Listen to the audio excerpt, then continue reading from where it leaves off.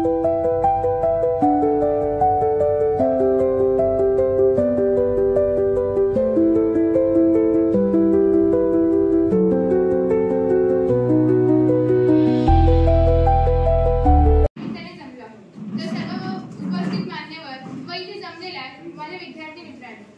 आपल्याला मार्गदर्शक म्हणून माननीय श्री अण्णा पवार इथे उपस्थित आहेत। तर आपल्या प्रशालेचे मुख्याध्यापक माननीय श्री मौली सर यांनी गुलाब पुष्प देऊन स्वागत करावे अशी मी त्यांना विनंती करते।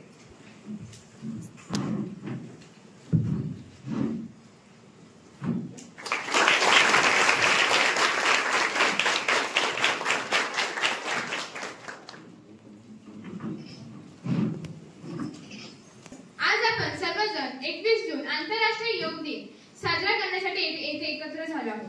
हा दिवस संपूर्ण जगभरात योगाचे महत्त्व अधोरेखित करण्यासाठी साजरा केला जातो। तर मित्रांनो, योग म्हणजे काय? योग हा शब्द संस्कृत आहे ज्याचा अर्थ एकत्र येणे किंवा एकत्व। योग म्हणजे केवळ शरीराचा व्यायाम नव्हे तर मन, शरीर आणि आत्मा यांच्यातील संतुलन साधण्याची एक प्रक्रिया आहे। योग केल्याने शरीर तंदुरुस्त राहते, ध्यान आणि प्राणायाम केल्याने मन शांत राहते, रोगप्रतिकारक शक्ती वाढते, तणाव, चिंता आणि दुःख देखील कमी होतात।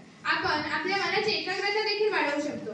तर मित्र, योग दिनाची सुरुवात 2014 साली संयुक्त राष्ट्र संघात पंतप्रधान माननीय श्री नरेंद्र मोदी यांनी योग साजरा करण्याची प्रस्तावना मांडली आणि त्याला बहुमताने मान्यता मिळाली। तेव्हापासून 21 जून हा आंतरराष्ट्रीय योग दिन म्हणून साजरा केला जातो। तर याच योग दिनाबद्दल माझी सहकारी मैत्रीण कुमारी साक्षी सावंत आपल्याला थोडक्यात माहिती सांगेल। मित्रांनो, योग ही भारताची प्राचीन परंपरा आहे। योग म्हणजे आपले शरीर, मन आणि आत्म्याचे एक रूप होणे। 21 जून रोजी संपूर्ण जगात आंतरराष्ट्रीय योग दिन साजरा केला जातो। हा दिवस सर्वप्रथम 2015 मध्ये सुरू झाला। भारताचे पंतप्रधान श्री नरेंद्र मोदी यांनी संयुक्त राष्ट्रात यासाठी प्रस्ताव मांडला आणि तो मान्यही झाला। योगामुळे शरीर तंदुरुस्त राहते, मन शांत होते व एकाग्रता वाढते। मित्रांनो, आज जगभरात लोक योगाभ्यास करत आहेत। शाळा, महाविद्यालय व विविध संस्था या दिवशी योग शिबिर घेतात। या दिवशी लोक विविध योगासने, प्राणायाम आणि ध्यान करतात। आज संपूर्ण जग त्याचे महत्त्व ओळखते। धन्यवाद। धन्यवाद साक्षी, तू खूप छान प्रकारे मार्गदर्शन केले। तर आता आपल्याला आपले मार्गदर्शक माननीय श्री अण्णा पवार थोडक्यात मार्गदर्शन करतील। मी योग साधना जवळजवळ 9 सालापासून सुरू केली होती आणि ती आजता टीव्हीवर बघून रामदेवभाऊ पण मला त्याचा बराचसा फायदा झाला। प्रत्यक्ष तुम्हाला दिसतोच ना, माझं आता वय साधारण 74 वर्ष आहे।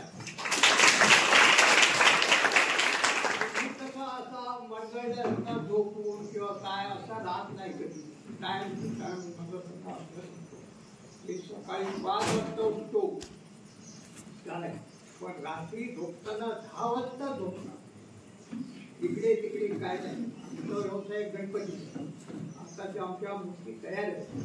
गणपती मूर्ती आमच्या मुंबईला जातात काय, आणि मी अजून सुद्धा गणपतीचं काम करतो।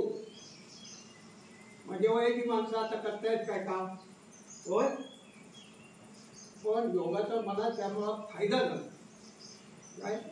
सकाळी उठणं पण सगळं माझं टाइम टू टाइम असतं। सकाळी 8 वाजता नेहरी खाणं काय, सकाळी उठणं, नेहरी खाणं, परत कामाला लागणं, 1 वाजता जेवणं, 3 वाजता परत कामाला लागणं, 10 वाजता झोपणं। पण अन्न सुद्धा खाताना सुद्धा मी प्रमाणातच खातो, हवा असं खात नाही। तुम्ही म्हणाल मग काय जगता कसे? नाही, प्रमाणात पाहिजे तेवढंच पाहिजे ते खातो आणि त्याच्या माझे शरीर कसं आहे तसंच राहील। 3 वर्ष झाली ना, कोणी 3ऱ्या वर्ष, पहिल्या वर्षाला बघितलं होतं मला, होय ना। योगाचा फायदा चांगलाच होतो, हे प्रात्यक्षिक माझ्यावरून मला समजेल, होय ना।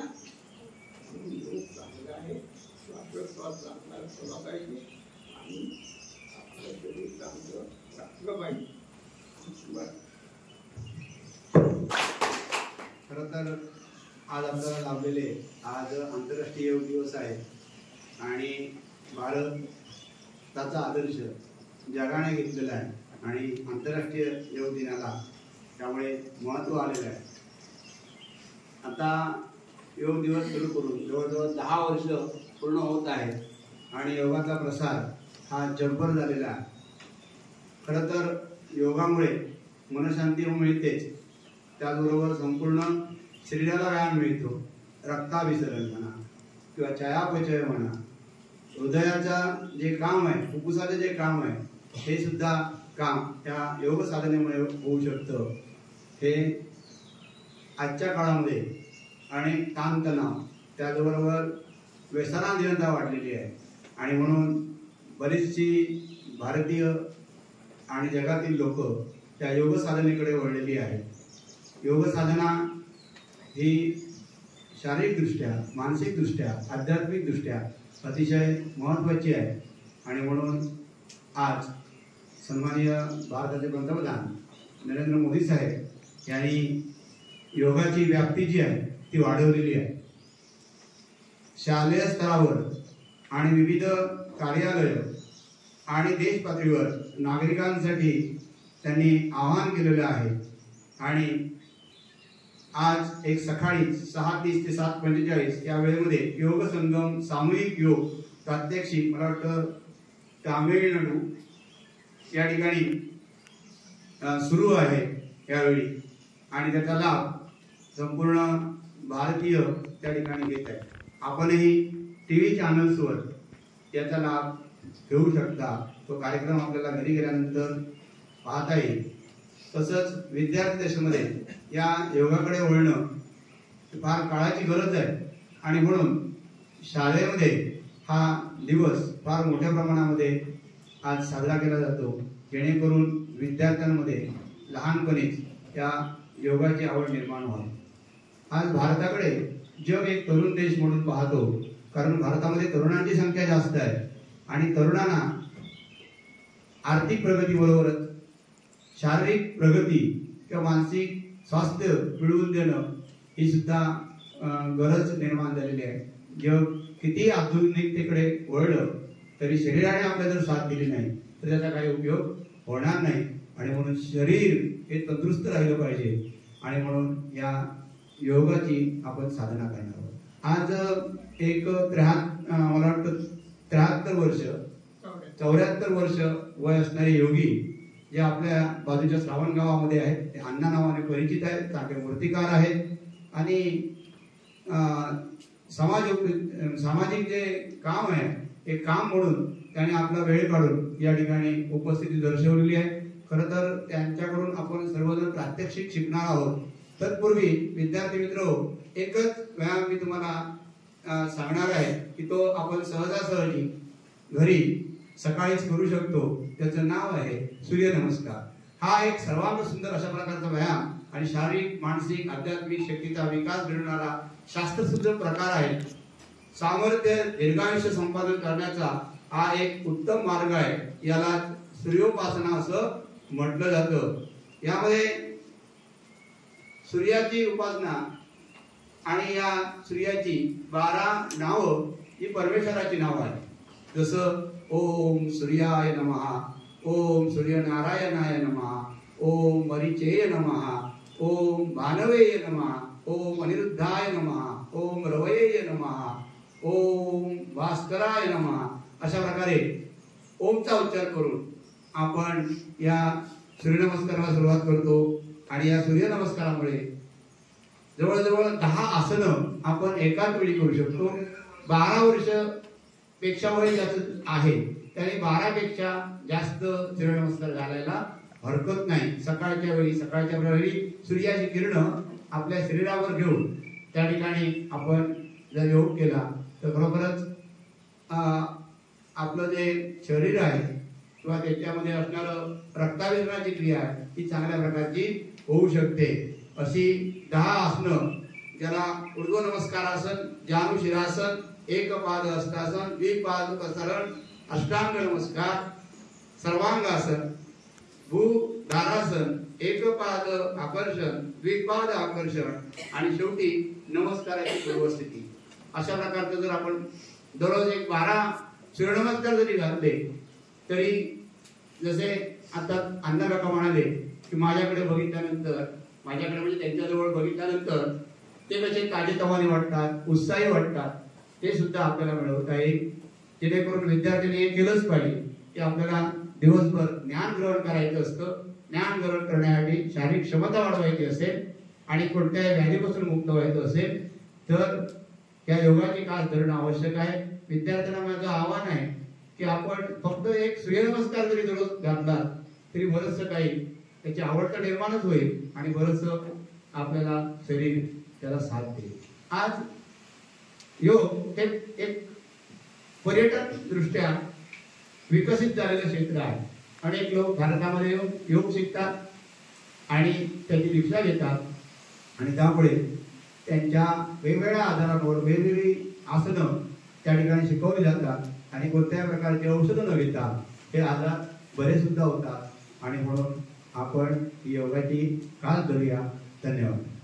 मी विनंती करतो की आमच्या प्रशालेच्या सन्माननीय मुख्याध्यापक वळू सर यांनी आजच्या या जागतिक योग दिनानिमित्त आपलं मनोगत या ठिकाणी व्यक्त करावं. आजच्या या योग दिनानिमित्त उपस्थित असलेले आमचे ज्येष्ठ श्रावणगावचे नागरिक तथा एक चांगले कारागीर, उत्कृष्ट कारागीर, त्या ठिकाणी आता जी कला जी गणपती बनवणं ही कला थोडीशी आता पुसडत चाललेली आहे, पण ती सुद्धा कला ती तेवढ्याच जोमानं जपणारे अण्णा पवार हे या ठिकाणी आपल्या प्रशालेमध्ये उपस्थित आहेत. त्यांनी 2 दिवसापूर्वी संस्थाने त्यांनी मुलांकडे या तो सुद्धा मुलांकडे निरोप दिला आणि त्या मुलांनी तेवढ्या तत्परतेने त्यांना जाऊन सांगितलं. काही मुलं आहेत आमच्या शाळेमध्ये, त्यांनी जाऊन सांगितलं आणि त्यांनीच फोन केला मला उलटा, सर असं असं निरोप येतोय मला, काय करू, जरा माझी गणपतीची काय शाळा चालू आहे, जोरात काम करून मला वेळ कमी आहे, तरी पण मी येणार. म्हणजे अण्णांचं किती प्रेम आहे शाळेवरती किंवा मुलांवरती. शाळेची शाळेतली मुलं ही मुलं सुदृढ राहावी, हो ना, त्यांना काळजी आहे. ही जुनी माणसं असतात त्यांना हीच काळजी असते की माझी पुढची पिढी आहे ती चांगली व्हावी, माझ्यासारखी संस्कारित व्हावी, त्याच्यासाठी ते प्रयत्न करतात. एवढंच नव्हतं, त्या आपल्याला माहिती गेल्या वर्षी त्यांची मुलगी सुद्धा आपल्या शाळेमध्ये आली होती. त्यांची मुलगी सुद्धा इथे हेदोला दिलेली आहे, ती आलेली होती. तिथं सुद्धा त्यांनी येऊन सुद्धा आम्हाला एक चांगलं मार्गदर्शन केलं आणि त्यांची सुद्धा एक मानस होता की दर शनिवारी तुमच्यासाठी संस्कार त्या ठिकाणी ऑनलाईन चालवावा कार्यक्रम. पण त्या ठिकाणी आमचं कार्यक्रम शनिवार जास्त असल्यामुळे आम्ही ते करू शकलो नाही. त्याबद्दल मी त्यांना हे क्षमस्व म्हटलं. आज सुद्धा त्यांची भेट झाली. आज त्यांना भेटण्यासाठी मुलगी भेटण्यासाठी वडिलांना आलेली आहेत आणि 2 नातू. म्हणजे किती प्रेम आहे, जिव्हाळा आहे बघा त्या कुटुंबामध्ये. हे त्याचं कारण म्हणजे संस्कार. त्याच्याबरोबर त्यांनी आता तुम्हाला सांगितलं ना की माझ्या कुटुंबामध्ये काय चालतं, त्याने आपण सुरुवात दुसऱ्या सांगण्यापेक्षा सुरुवात आपल्यापासून करावी लागते. म्हणतात ना इंग्रजी charity begins at on home, म्हणजे दान धर्म स्वतःच्या घरापासून करावा लागतो. सध्याच्या काळात लोक सांगतात दान धर्म केला पाहिजे, गरिबांना मदत केली पाहिजे, पण सांगण्याच्या घरी तुम्ही जाऊन बघा एकदा. तो तुम्हाला सांगतात जा माझ्याकडे नाही येऊन सांगणार, पण 4 चौघा सांगणार हो हो असं केलं पाहिजे.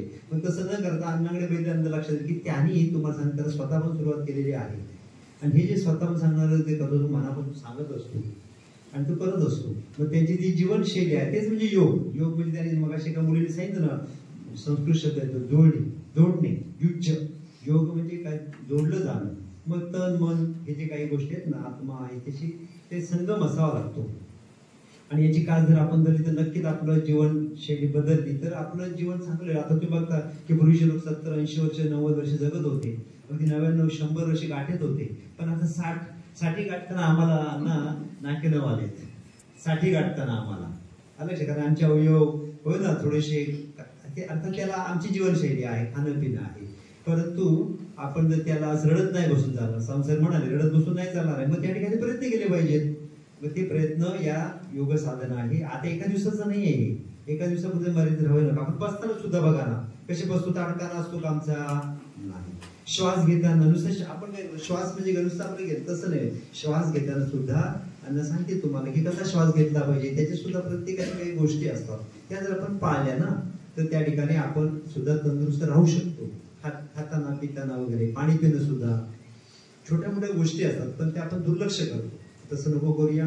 आज एक पृथ्वी एक आरोग्य, त्यांनी सुद्धा ब्रीदवाक्य आहे आजचं ना, माहिती असलं पाहिजे. मग एक पृथ्वी काय सांगा, आजच्या योगाच्या कार्यक्रमासाठी ब्रीदवाक्य मोठं ठरवतात नाही, तसं आजचं ब्रीदवाक्य बोलत आहे हा या पृथ्वीवरची सगळी जी माणसं आहेत हो ना, त्यांचं आरोग्य चांगलं राहायला पाहिजे म्हणून त्या ठिकाणी म्हणाले विविध प्रकारचे कार्यक्रम आहेत आजच्या दिवशी. लक्षात ना, म्हणजे जीवन सुद्धा, जीवन म्हणजे पाणी ना, मग पाण्याला सुद्धा जपलं पाहिजे, असे विविध कार्यक्रम आहेत. पण आपल्याकडे चालतात वर्षभर. पण आज आपण हे कार्यक्रम राबवणार आहोत. अण्णा इथं आलेले आहेत. पुन्हा एकदा मी शाळेच्या वतीनं, संस्थेच्या वतीनं, तुमच्या वतीनं मी त्यांचे आभार मानतो आणि आपण पुढील कार्यक्रम सुरू करू.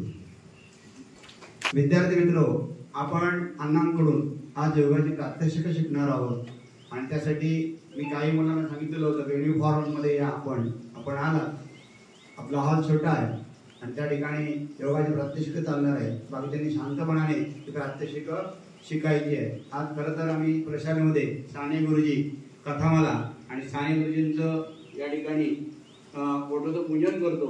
त्यांनी या योगाबद्दल काही म्हटलेलं आहे, ते फक्त मी तुम्हाला वाचून दाखवतो. विचारांना आचाराचे, निश्चयाचे बळ नसेल, अंतःकरणाला हाताचे साय नसेल, इच्छेला प्रयत्नाची साथ नसेल, तर नुसत्या कार्यशून्य अशा वल्गनाने जन्मोजन्मी एक गवताची काडी हलणार नाही. प्रयत्न परीस आहे, प्रयत्नाने नरकाचे नंदनवन होते. साने गुरुजी. शुद्धी कर आली देहाची, ज्यात बसला राम, रोगी शरीर भोगी वासना, करीती सैतानाचे काम. बघा, म्हणजे अशा पद्धतीने साने गुरुजींनी सुद्धा आपल्याला या व्यायामाची किंवा योगाची काय गरज आहे हे थोडक्यात त्या ठिकाणी वर्णन केलेलं आहे. कार्यक्रमानिमित्त आपण सर्वजण आज आंतरराष्ट्रीय योग दिनानिमित्त या ठिकाणी उपस्थित राहिलात.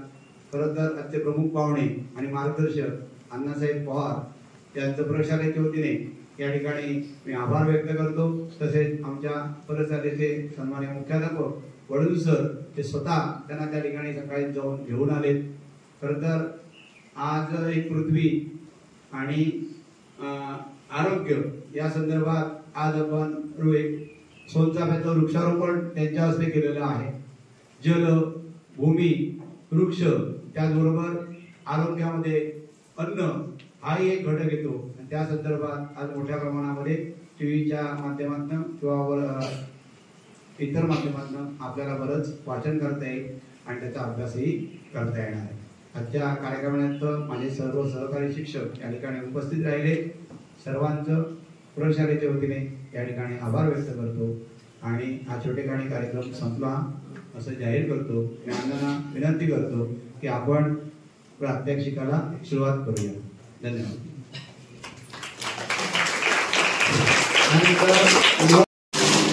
श्वास थांबवा, सोडा. त्यावेळी पोट हलेल बघा. घ्या श्वास, सोडा, डावळा या, घ्या. आपणच घ्यायचा.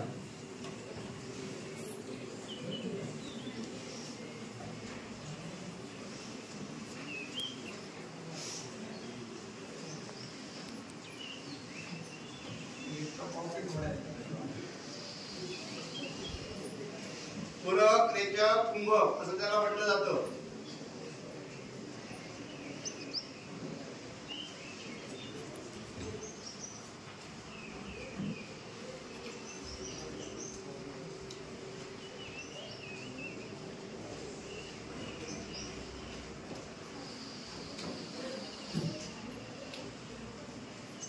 जोरात घेतायचा. श्वास घेतला,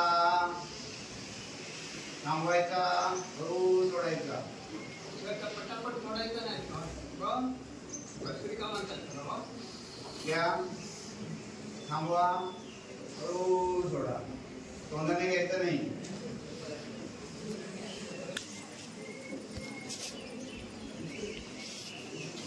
बस. डोळ्याचा व्यायाम घ्यायचा आहे. डोळ्याचा बघा, नजर समोर, काय वर बघा, उजव्या बाजूला बघा. आपल्या डोळे, नजर उजव्या बाजूला फिरवा, डाव्या बाजूला फिरवा, खाली बघा, पुन्हा वर. मेंदूवर बदलायला मनाई करायचं आहे. पण उजव्या बाजूला, डाव्या बाजूला, खाली, गोल गोल फिरवायची उजव्या बाजूला डाव्या बाजूला फिरवा गोल गोल फास्ट. आपल्याला जाणवलं पाहिजे आपली नजर गोल फिरते. डाव्या बाजूला उजव्या बाजूला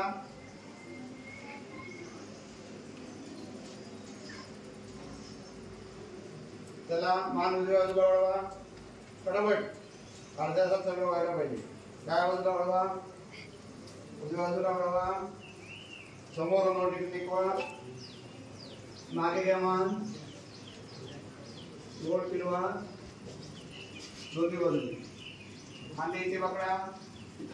दैशिवा बसल्याने जे सहज शक्य आहे ते करायचं. हिरवा समोरून लूज सोडा खांदे बॅक साइड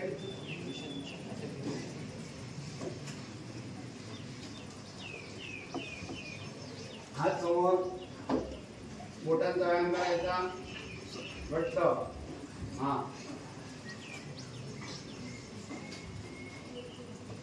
हात वर उजव्या बाजूला वळा. एखादा फोटो घे पुढे वाकायचं.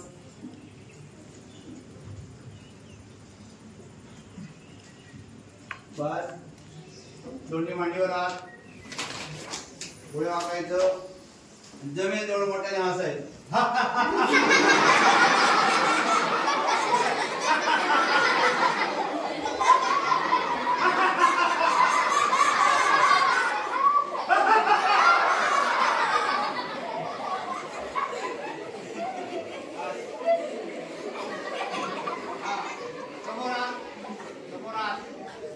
मांडीवर हा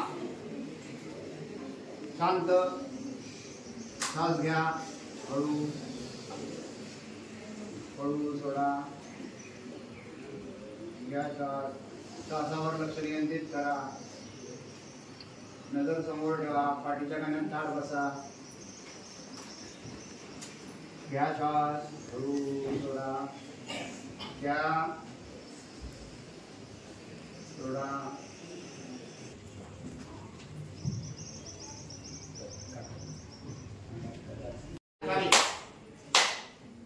मग वाढवत नाही त्याच्यात.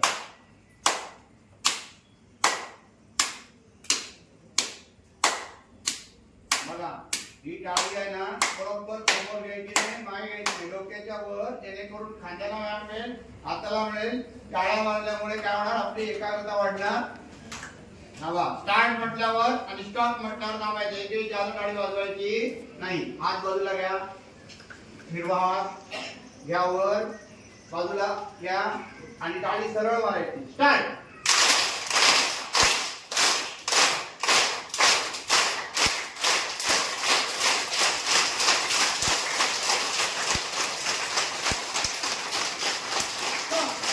बाजूला पुन्हा स्टार्ट.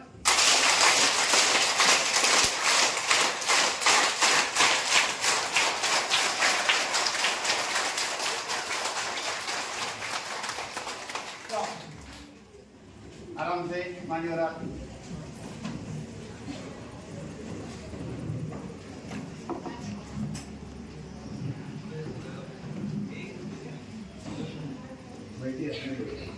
उजवा पाय डाव्या मांडीवर घ्या. हा नाही आला तसाच राहून दे. हा नाही आला तसाच राहून दे. हाताची मुद्रा करा. पाठीच्या कानात ताठ बसा. जेवढा वेळ जमेल तेवढा वेळ बसायचा. हा अशी मुद्रा करायची. हे बघा. घ्या श्वास. डोळे बंद. डोळे बंद करायचे. श्वास घ्यायचा. सोडा.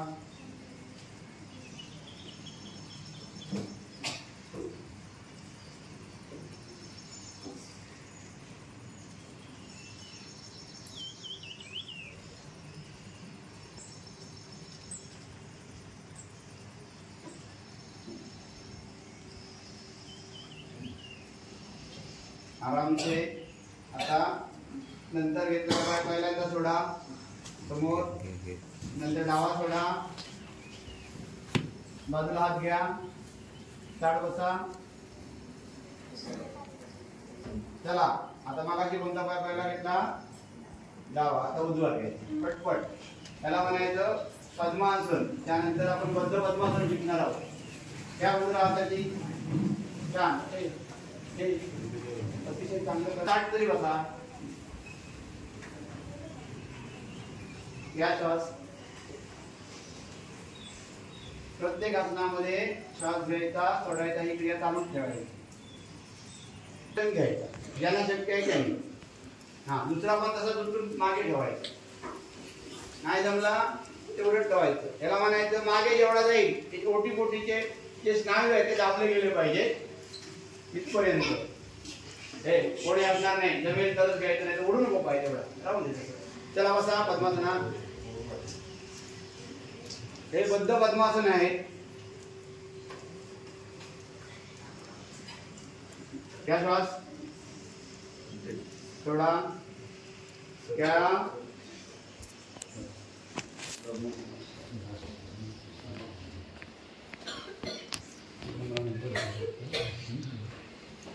सोडा. आसन सोडा. आता एक एक आसनाची एकदाच कृती. आता हीच कृती पुन्हा पाय वरतून करायची. हा चला दोन्ही पाय समोर सोडा. हात पकडा अंगठ्याला. हा डोकं लावायचं. गुडघ्याला डोकं लावण्याचा प्रयत्न करा. पोट आत घ्या श्वास घेऊन. तिकडे त्याने विनोद करायचे नाही दुसऱ्या मुलांबद्दल. नाही त्याला जमणार त्याने ताट बसायचं. लावा डोकं लावा. बघायचं हाताकडे. हा चला डोक्यावर हात घ्या. त्याच्यावर खेचा. दोन पायावर राहायचं. छान सुंदर खेचा वरच्या दिशेने. खेचा. काय नाव आहे? ताडासन. आता उत्कट आसन. उत्कट आसनला मी बघा हे करतो ना. अर्ध बैठक घ्यायची आणि हात समोर. बोटांवर नजर ठेवा. तुमच्या बोटांवर हाताच्या बोटांवर. बोट कुठे आहे? पाय ना हलवायचा. करटकर घ्या. ऍक्शन अशी बघा. अर्धी कमरेवर हात. अर्धी बैठक घ्या. घ्या अर्धी बैठक. Very good. टोलात तसाच उभा पाय पायात अडकवायचा. खाली उभं राहायचं. अडकव असा असा. हा हा व्हेरी गुड व्हेरी गुड. ये इथे ये. तू ये. मस्त.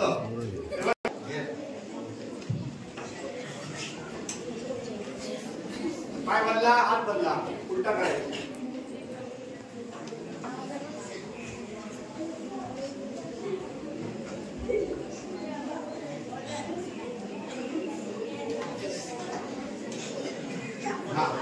बस ओके. तुम्ही बसा खाली. मी फक्त एक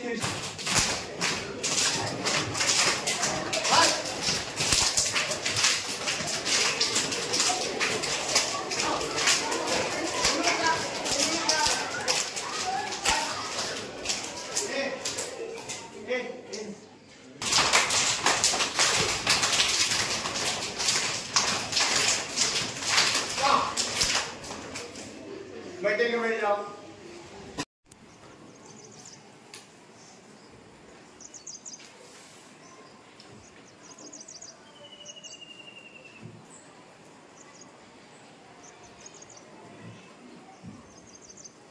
हे पूर्ण व्यायाम झाल्याच्या नंतर शवासन शेवट.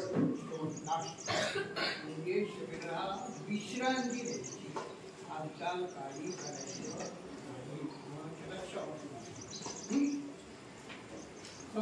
एक कृती सांगतो तुम्हाला.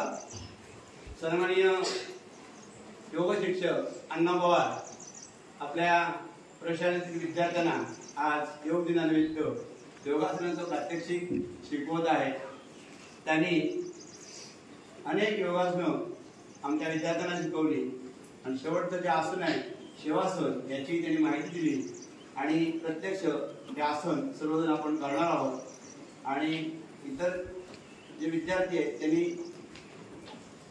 आसनाच्या बैठकीत मुद्रावस्थेत बसून श्वास घ्यायचा सोडायचा. डिस्टर्ब करायचं नाही. शवासनामध्ये कोणीही निद्रा घ्यायची नाही. म्हणजे झोपायचं नाही पूर्णतः.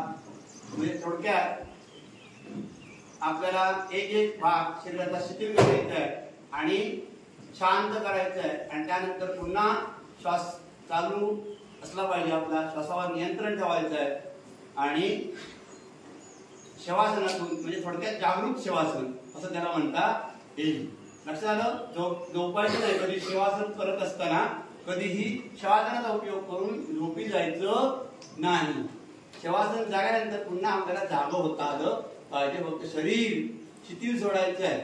रात्री आपण झोपतो त्यावेळी आपल्या नाडीचे डोके हे कमी असतात आणि सकाळी पुन्हा आपण काम करायला लागलो की नाडीचे डोके वाढतात. म्हणजे हार्टचं काम जे आहे हे वाढतो. लक्षात आलं काय? आणि म्हणून त्या शरीराला विश्रांती नाडी आपण रात्री झोप घेत असतो. तर ही तात्पुरती 1-2 मिनिटासाठी 3 मिनिटासाठी हळूहळू ते वाढवू शकतो आपण. परंतु त्यानंतर आपल्याला जागरूक व्हायचं असतं. निद्रा अवस्थेमध्ये फक्त राहायचं आहे. शवासनामध्ये पडून हळूच पाठीवर झोपा. सर्वजण जागा वेळेचे पाय सोडा. जागा दुसऱ्याला डाव्या साईडला घ्या. घ्या श्वास घ्या. श्वास घ्या.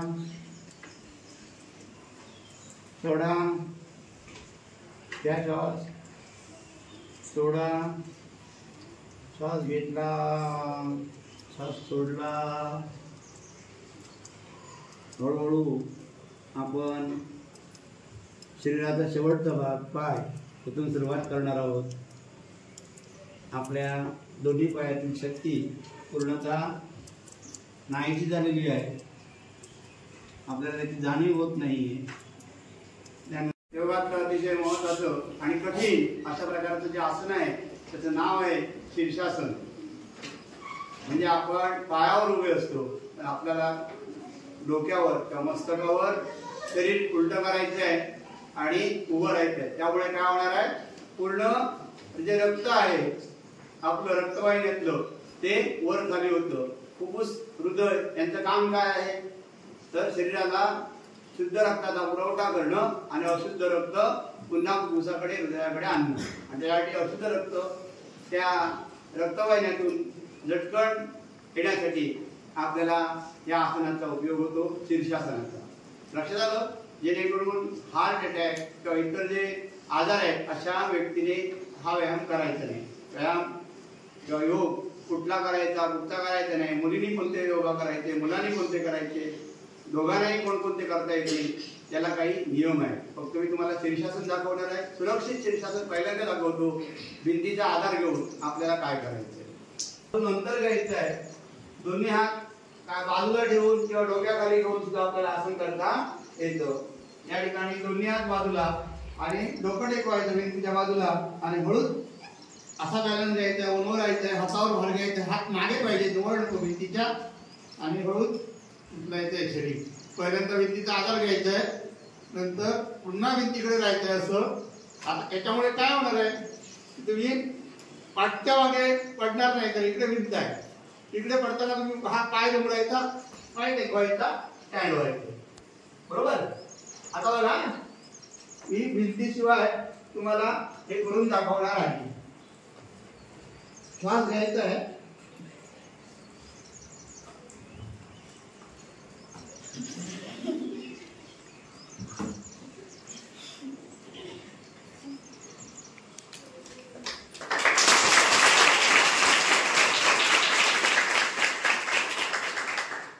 याच्यामध्ये तुम्ही पद्मासन घालून सुद्धा हे आसन करू शकता.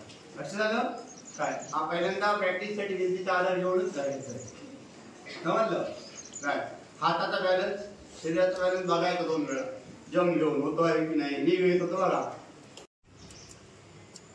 त्यानंतर पोटातील सर्व इंद्रिये शांत झालेली आहे, झोपी गेलेली आहे. दोन्ही हाताची बोटं शांत झालेली आहे. कोणती हालचाल जाणवत नाही आहे. त्यानंतर खांदे, मान आणि मस्तक शांत झाले.